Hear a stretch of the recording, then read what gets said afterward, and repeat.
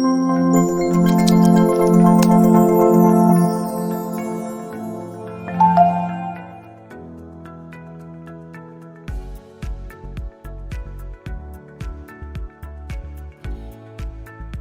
this video, we will set up Azure Single Sign-On for senhasegura.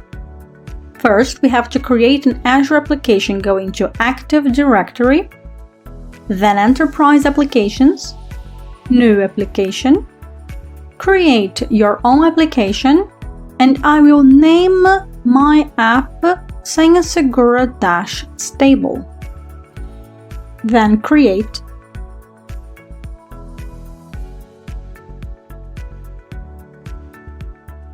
Having created our application, we can then go to Single Sign-On and choose the SAML configuration.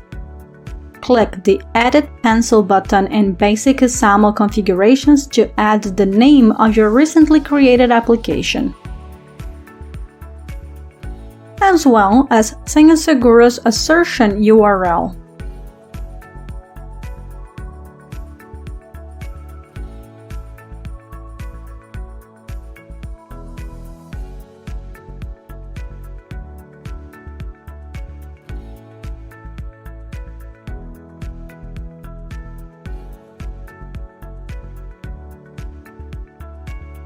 Paste the same URL into sign-on URL and logout URL, then save it.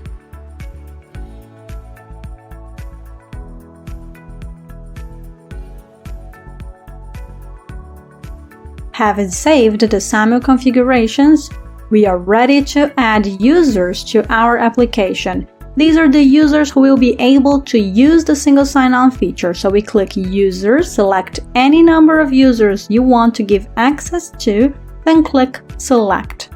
Finally, Assign. I will now click Single Sign-On once again because this is where I find the information I will need to add to senhasegura's web portal. Go to Settings, then Authentication Providers, and we will first have to enable the SAML protocol here. Here are all the protocols, and we click the one we want to activate. With the SAML protocol on, we can now add a provider. We scroll down to SAML Providers.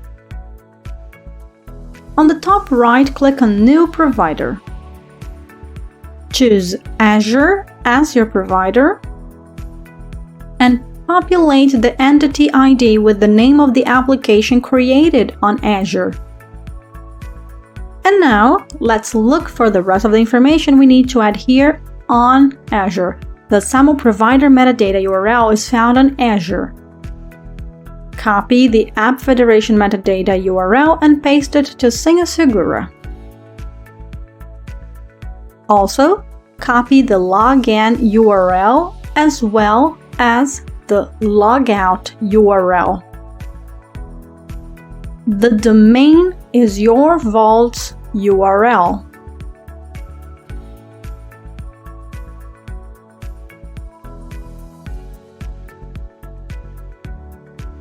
Then click Save.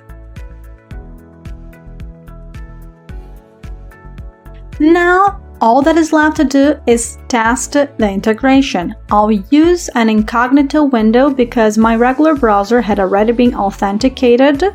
So on the login page, I choose Sign In with Single Sign-On. I click the Azure icon.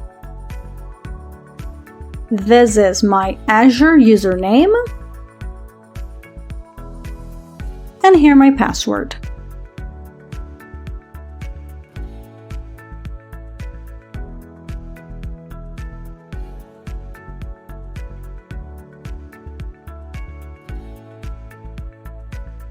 And we are all set.